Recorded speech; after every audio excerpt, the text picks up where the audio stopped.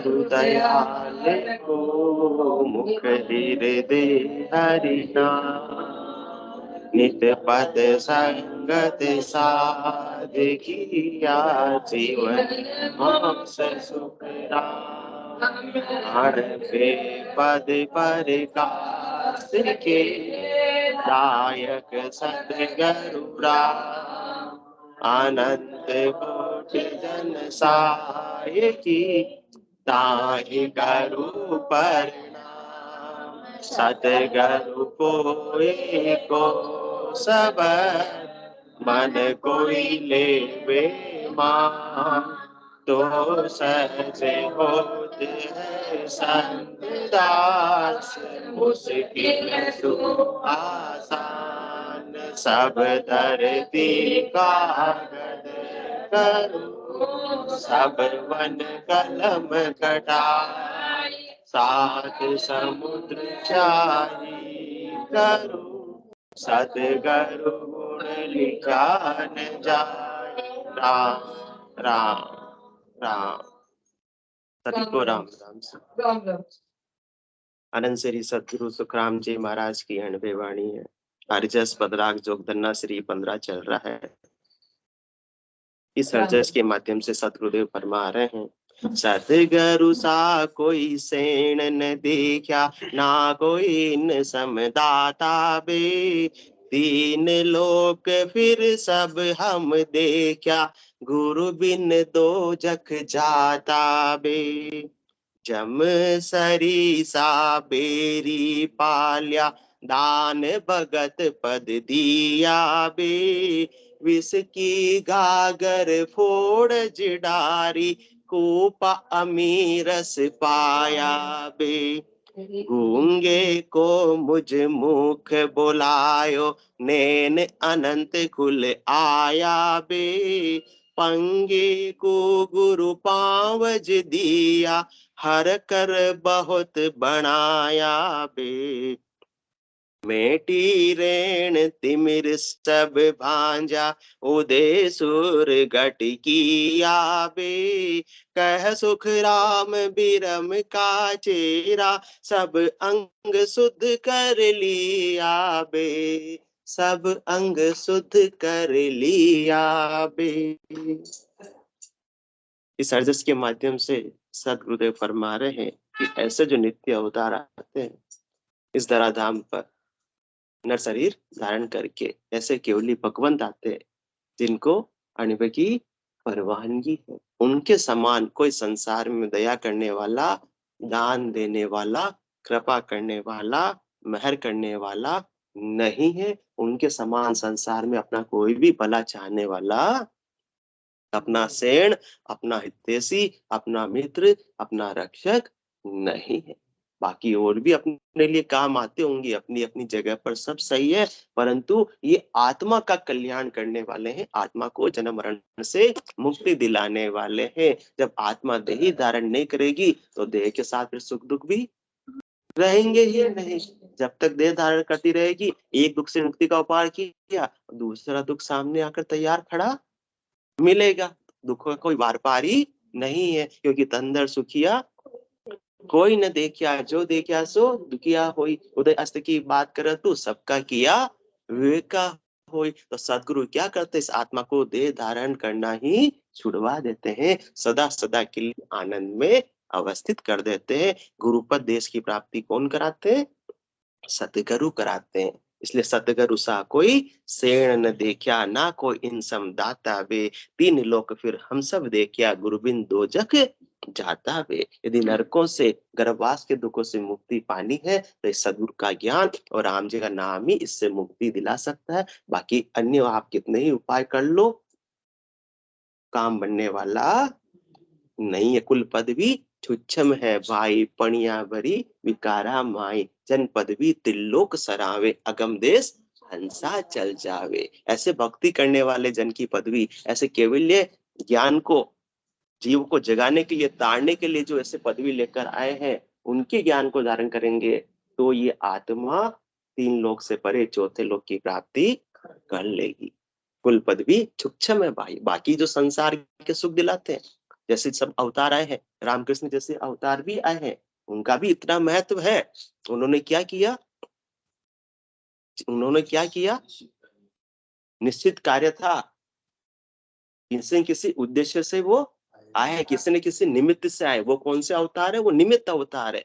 उस समय जो उनका निमित्त था कि जैसे रावण का आतंक छाया हुआ था, उससे सबको बचाना था, तो रावण का वध करने के लिए भगवान श्री राम आए, कंस का वध करने के लिए भगवान श्री कृष्ण आए।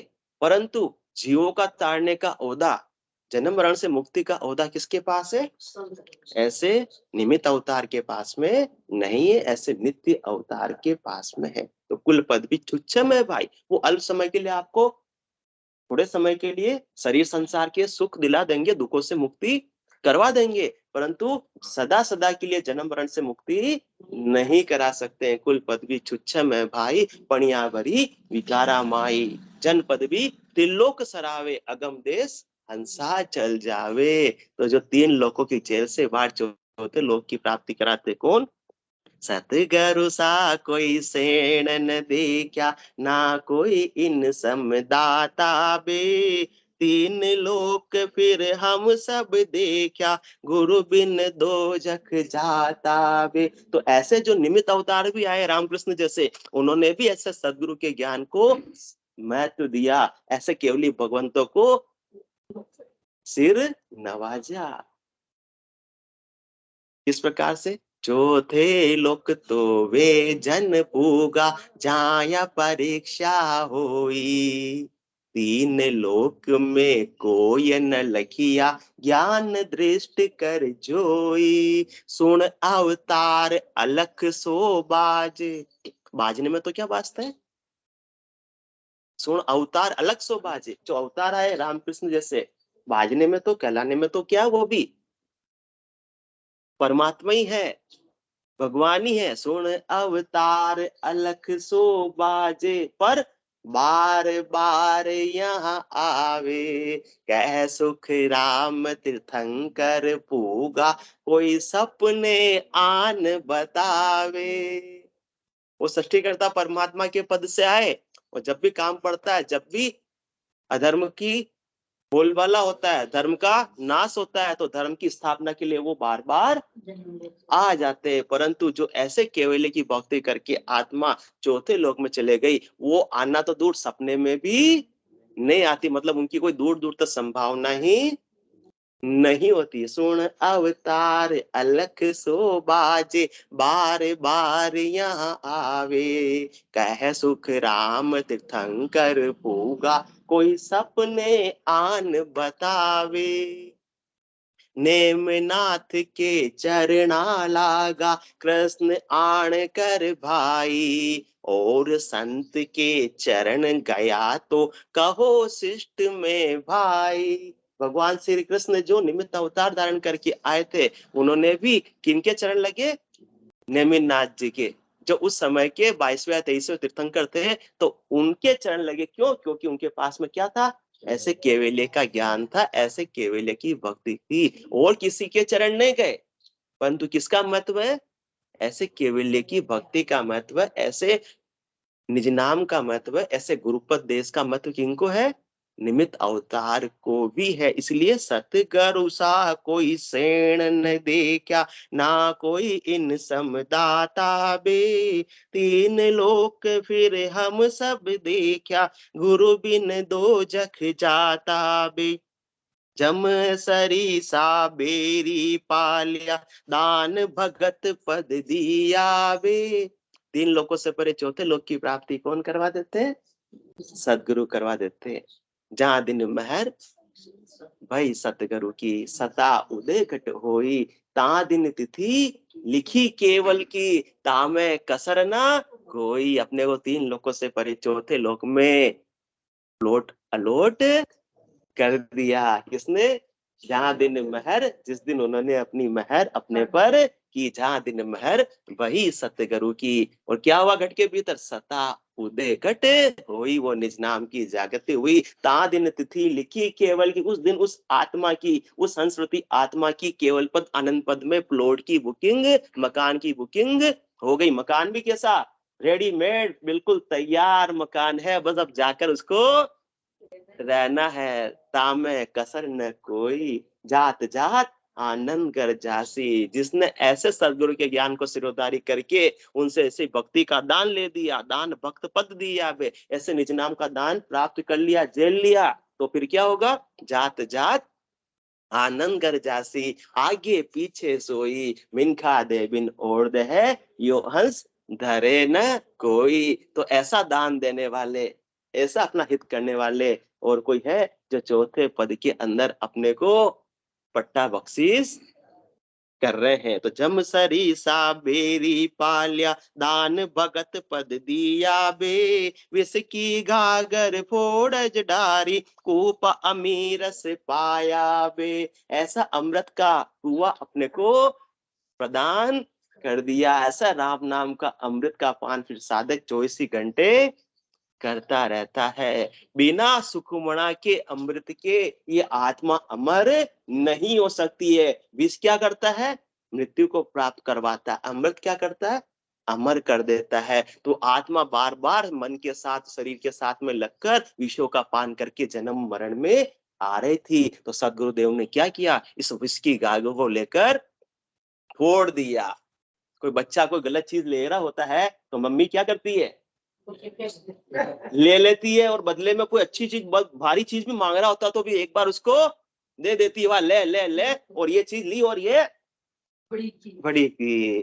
तो इस प्रकार से ये आत्मा मन और शरीर के साथ में लगकर बार बार विषयों का पान कर रही थी। तो सदगुरुदेव ने इसलिए एक्सचेंज ऑफर किया। जैसे मम्मी को पता है कि मैं चीज तो उसको बहुमूल्य दे रहा हूँ, परंतु उसकी गंदी आदत मुझे छुड़ानी है, तो वो हल्की चीज भी वापस बदले में ले लेती। इसी प्रकार से सदगुरुदेव ने इसलिए ऐसा एक्सचेंज ऑफर किया कि विस्की अगर तेरी मुझको दे दे, बदले में ये अमृत का कुआं ले ले। कौन से अमृत का कुआं? ये राम नाम के अमृत का कुआं, ये सुखमणा के अमृत का कुआं तू ले ले। जब तक आत्मा सुखमणा के अमृत का पान नहीं करेगी तब तक अमर नहीं हो पाएगी। बाकी सब बातें, सुखमण कलश अमी भर लाई, जिगमिग जिगमिग मंदिर माई। सुखमण कलश, अभी तो काया कलश विषय रस से भरा हुआ था, और सदगुरुदेव ने क्या कर दिया? ऐसा सुखमण का कलश अपने को प्रदान कर दिया जो दिन और रात जड़ता रहता, अमृत जड़ता रहता। और कौन पान करती है? आत्मा उसका पान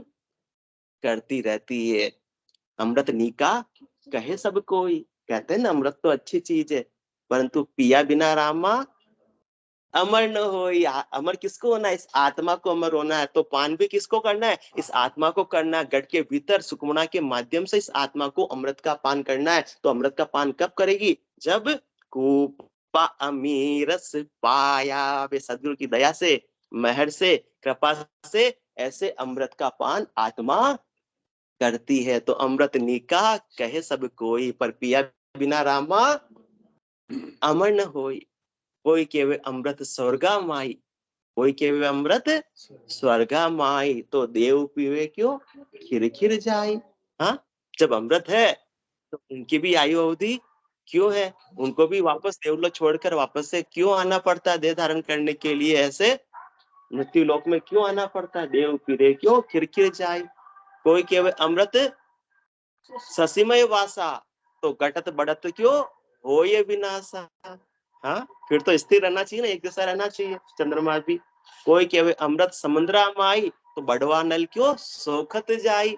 वो भी स्थिर रहना चाहिए, परमानेंट रहना चाहिए ना। इसलिए अमृत सब बातन की बाता, सच्चा अमृत संतन के पासा। दरिया अमृत नाम अनंता, पी पी अमर भया सब संता। ऐसा राम नाम का सच्चा अमृत है जो संतों की कृपा से, केवली भगवंतों की कृपा से, सदगुरु की कृपा से ये आत्मा पान कर पाती है। उनकी कृपा के बिना अमृत तो उपलब्ध था, परंतु उसका पान करना संभव नहीं था। इस आत्मा को मालूम ही नहीं था कि उसके पास में अमृत का खजाना पड़ा हुआ है, भरा हुआ है। तो ये खजाने को अपने को जागृत किसने किया?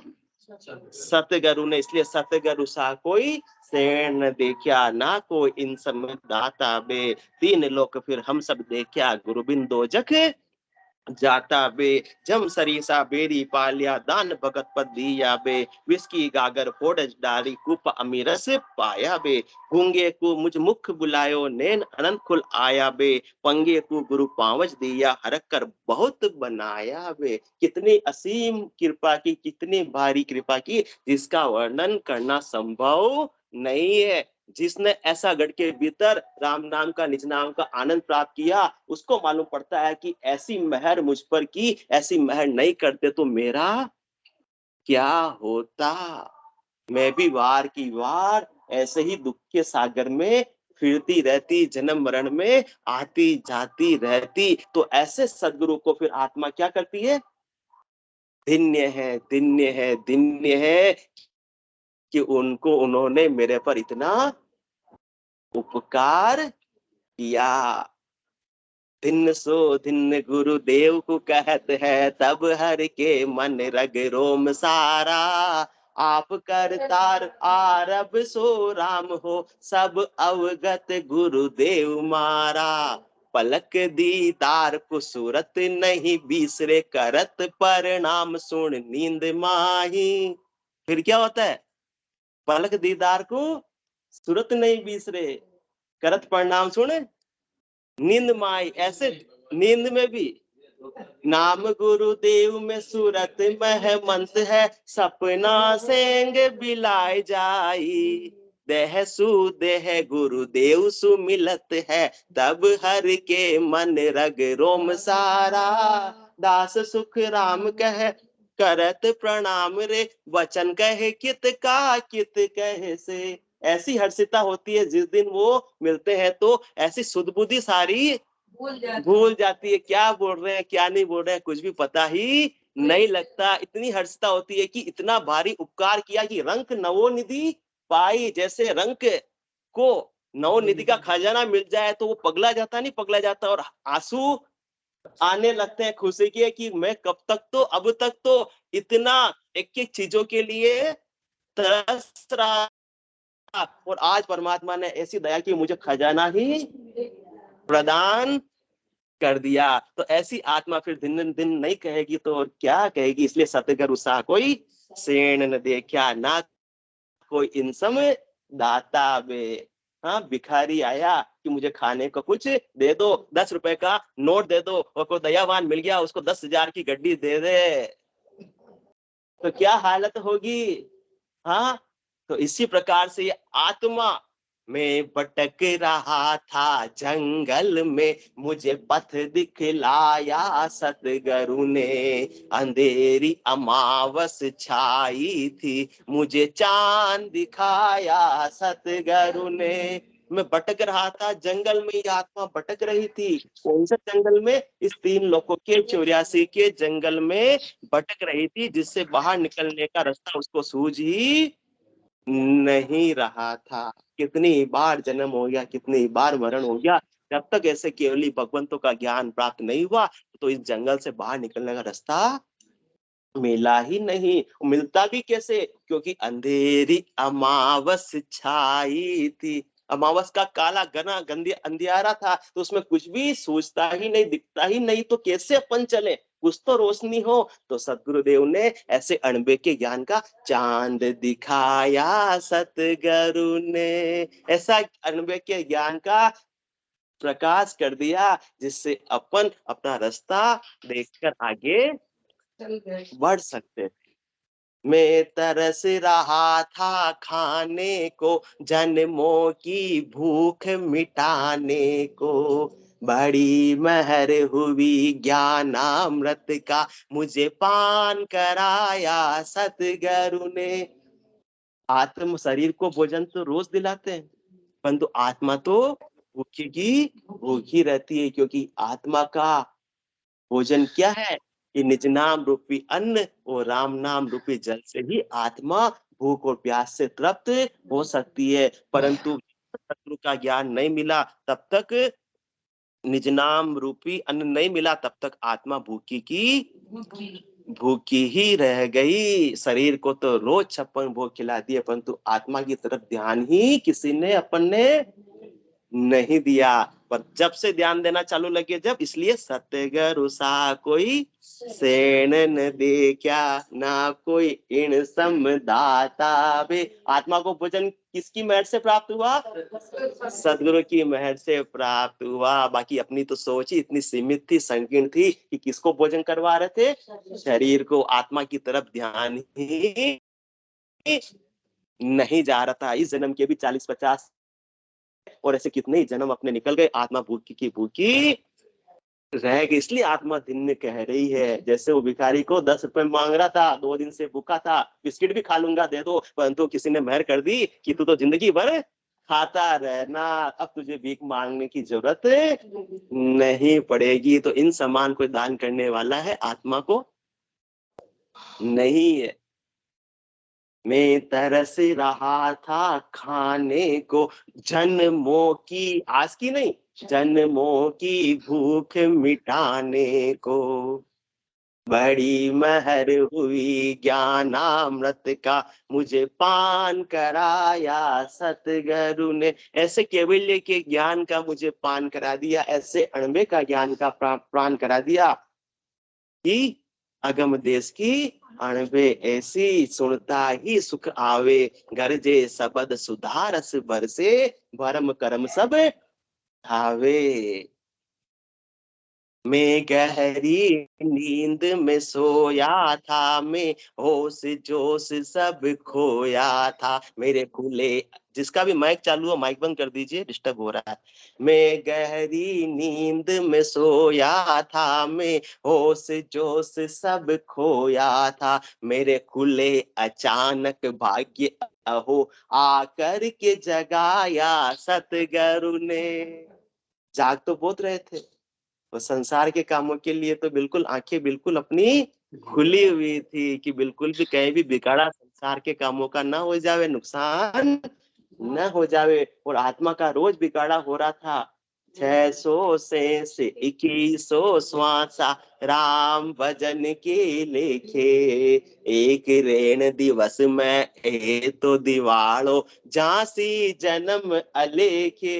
21,600 का रोज नुकसान हो रहा था। और अपन माया मोह भरम की रजनी में सोते सोते ही अपने प्राणों को गंवा देते, बिना सदगुरु की महर के, बिना सदगुरु के ज्ञान के, बिना केवल्य की भक्ति के, बिना निज नाम के। मैं गहरी नींद में सोया था, मैं होश जोश सब खोया था। क्या होश खोया हुआ था कि मुझे नर्तन किसके लिए मिला? बहुत कष्ट कर पाइयो मिनख जन्म अवतार, इसको सुफल कर लीजिए भज के सृजनहार। ये आसानी से मुझे नर्तन प्राप्त नहीं हुआ, इस बात का अपने को होश ही नहीं था। बस घर की गांगरत गयो जमारो, उदम आपदा माही, मुंह से ठगे भरे एक ओदर, पशु संज्ञा आ पाई। बस एक पेट भरे का काम करने के लिए पशुओं के समान जीवन व्यतीत कर रहे थे। नर्तन में आकर भी पशु भी खाते हैं, पीते हैं, सोते हैं और इंद्रियों का भोग करते हैं। वही काम भी जब तक सदगुरुदेव ने भक्ति का दान नहीं दिया, तब तक अपन भी वही काम ही कर रहे थे। तो मैं गहरी नींद में सोया था, मैं होश जोश सब, माइक खुला बंद कर दीजिए। मैं गहरी नींद में सोया था, मैं होश जोश सब खोया था, मेरे खुले अचानक भाग्य अहो। जब राम जी की ऐसी मेहर हुई तो सदगुरु का ज्ञान भी प्राप्त हो गया। सहज सहज में सदगुरु का ज्ञान प्राप्त हो गया, सदगुरु विधि प्राप्त हो गई। वो मेन कारण किसका है? सदगुरु विधि प्राप्त होने का। ना वा में न या में है दोष भाई, ये तो विधि मिला है कारज, ऊंच नीच के माई। ये सदगुरु विधि जिसको प्राप्त हो गई, उस आत्मा का कल्याण हो गया। वो चौथे लोक की प्राप्ति करेगी करेगी करेगी। और अन्य का किसी में कोई कारण है नहीं है, कि न जाति का कारण है, न धनवान होने का कारण है, न बलवान होने का कारण है, न बुद्धिमान होने का कारण है। कारण किसका है? ये सदगुरु विधि, ये वेद, ये रहस्य जिसको प्राप्त हो गया, उसके तो वारे न्यारे हो गए। मतलब खजाने की चाबी पूरा मिल गई। खजाना भीतर है, परंतु चाबी किसने प्रदान की? इसलिए सतगुरु सा कोई सेण न दे क्या, ना कोई इन सम उन्होंने अपना खजाना नहीं दिया, खजाना अपने भीतर ही था, पर अपने को इसकी चाबी का भान ही नहीं था। और उनको जानकारी थी, तो उन्होंने कहा क्यों इतना दुखी हो रहा है, तेरे घर के भीतर ही खजाना दबा हुआ है और तू इतनी मजदूरी कर रहा है, लोगों से मांग रहा है, जबकि खजाना भीतर ही है। जिस प्रकार से होता है ना, किसी घर में बड़े छोड़ के गए, खजाना छिपा हुआ है, मटकियां सोने के सिक्कों की भरी हुई, और पता नहीं कोई भेद बता दे तो निहाल हो जाता है। इसी प्रकार से भेद कौन बता रहे, जन्म अमोलक पाविया जे जाने कोई बेव, जन सुखिया इस देह में मिले देव को देव। भेद पता नहीं है, परमात्मा तो अपने भीतर ही है, आनंद का खजाना अपने भीतर ही है, सुखमणा का खजाना भी अपने भीतर ही है, बस इसको जागृत करने की देरी है। वो जागृत किसकी महर से होता है, सदगुरु की महर से होता है, बिना उनके ज्ञान को धारण किए हो सकता नहीं है। तो मैं गहरी नींद में सोया था, मेरे होश जोश सब खोया था, मेरे खुले अचानक भाग्य अहो आकर के जगाया सतगुरु ने। सदगुरुदेव की दया का भाव था कि देखो नर शरीर प्राप्त कर भी ऐसी माया मोह भरम की रजनी सूता जीव अगाई, सदगुरुवाज करी एक ऐसी राम कहो मेरे भाई। उन्होंने मुहाया मोह भरम की रजनी से उठा दिया, हल्ला पाड़ पाड़ कर, चिल्ला चिल्ला कर, अपने को अणबे की हाँक दे देकर उठा दिया, वो जगा दिया। और जगा कर क्या बोले, राम कहो मेरे भाई। तो इसके बराबर कोई अपना सेण है जो भक्ति में लगा दे? सब अपने स्वार्थ पूर्ति में अपने को लगाते संसार वाले, और जिस दिन स्वार्थ पूर्ति होना उनकी बंद हो जाए, तू तेरे और मैं मेरे। और सदगुरुदेव ने तो उस समय जब दया कर रहे हैं तब तेरे मेरे का भाव रखते हैं, उसके बाद में सादे घट के भीतर आनंद लेने लग जाता है।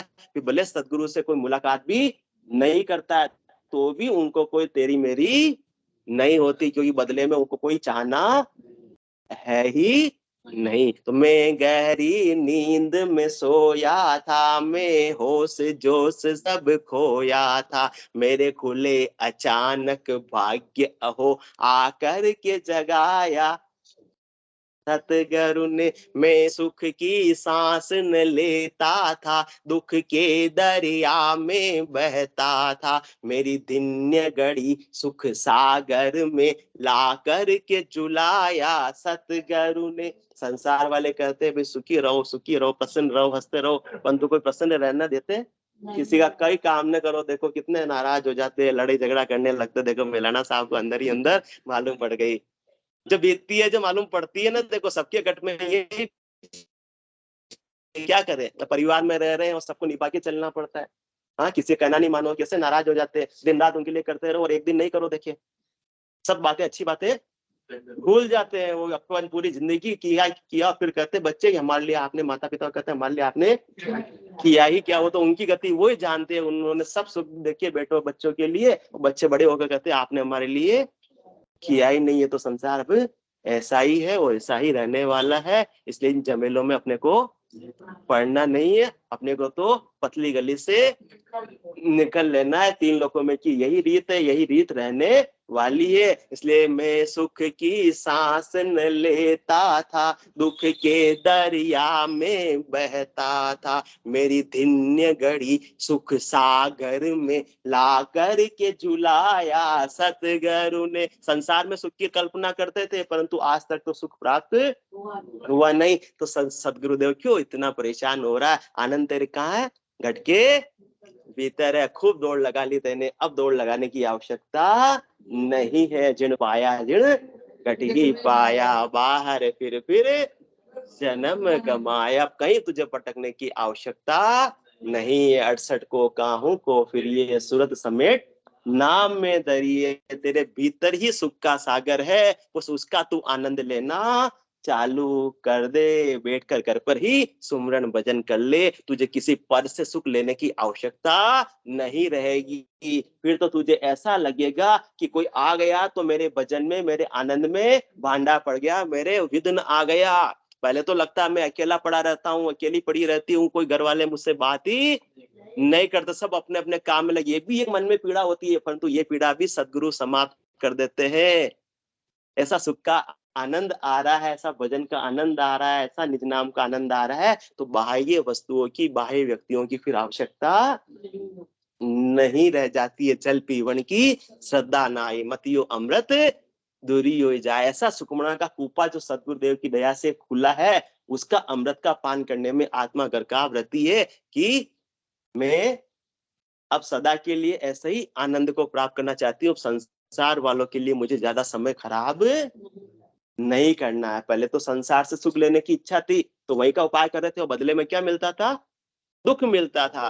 अब शाश्वत आनंद की प्राप्ति हो गई, तो संसार के सुख और दुख के उपाय भी अपने आप ही छूट गए। मैं सुख की सांस न लेता था, दुख के दरिया में बहता था, मेरी धन्य घड़ी वो घड़ी धन्य थी जब ऐसा सदगुरु का ज्ञान मिला, ऐसी सदगुरु विधि मिली, और जिस दिन निज नाम की जागृति हुई, उस दिन आत्मा का नया जन्म था। वो मेरी आत्मा का भाग्य उदय का दिन था। मेरी धन्य घड़ी सुख सागर में ला कर के जुलाया सतगुरु ने।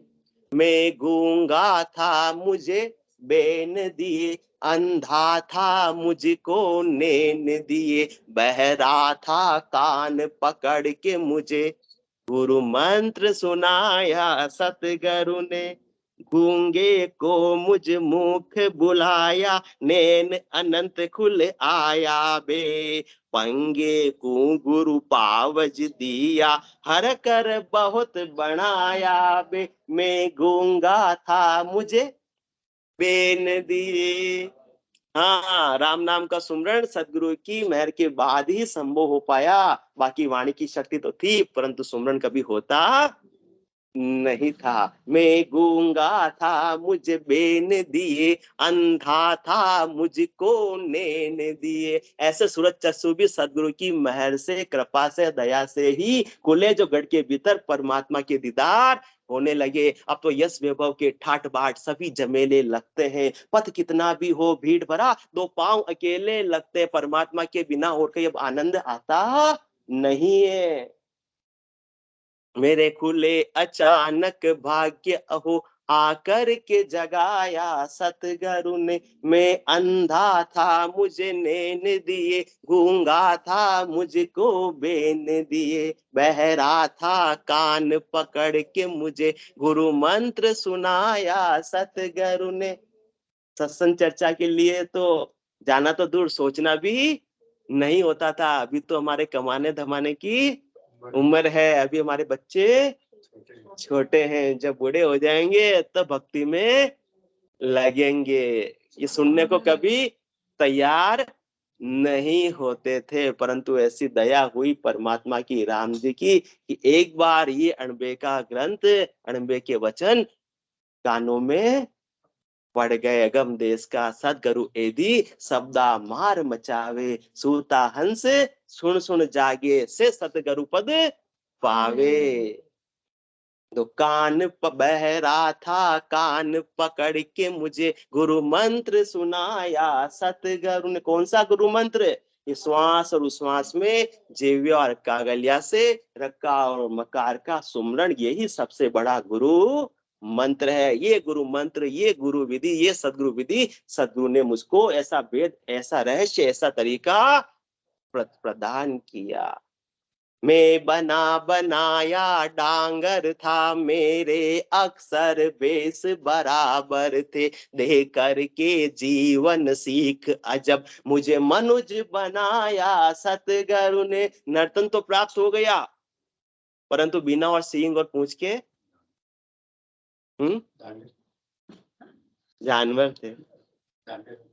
हाँ, डांगर यानी जानवर, चार पांव के जानवर, पालतू जानवर। पालतू थे, गाय थे, अल्लाह की गाय थे। क्यों? क्योंकि पूरे घर वालों के लिए काम आ रहे थे। शर्मा जी ने बोल दिया, दुधारू गाय थे, सबके काम आ रहे थे। मैं बना बंगाया डांगर था, मेरे अक्षर भैंस बराबर थे। संसार की पढ़ाई तो खूब प्राप्त कर ली, परंतु आत्मा के कल्याण का ज्ञान अब तक प्राप्त नहीं हुआ था। दे करके जीवन सीख अजब मुझे मनुज बनाया सतगुरु ने। ऐसे अपने को केवल की भक्ति का ज्ञान देकर, ऐसे अनुभव के वचनों के द्वारा, ऐसे सदगुरु विधि के द्वारा, ऐसे निज नाम की जागृति के द्वारा आत्मा को पशु प्रवृत्ति में जो अब तक जी रही थी उसको वास्तविक नर्तन प्रदान कर दिया। क्योंकि नर संज्ञा ज्ञान ध्यान गुण साध समागम सिमरण कथा विलासा, जागे जिते राम ही सुमरे सूता होई अभ्यासा। ये कब हुआ? इसलिए सतगुरु सा कोई सेण न देखा, ना कोई इन समदाता बे। तीन लोक फिर हम सब देखा, गुरु बिन दो जख जाता बे। बोलो राम सतगुरु देव जी महाराज ने। धन्य हो परम दयाल सतगुरु सुखराम जी महाराज ने। धन्य हो श्री सतगुरु सुखराम जी महाराज के ज्ञान सतस्वरूप भगवान ने। धन्य हो केवली भगवंता ने। धन्य हो जीवातारण जहाज ने। धन्य हो मोक्ष के मालिका ने। धन्य हो अनंत कोटि संतान है। धन्य हो राम सभा में राम राम राम राम राम राम राम।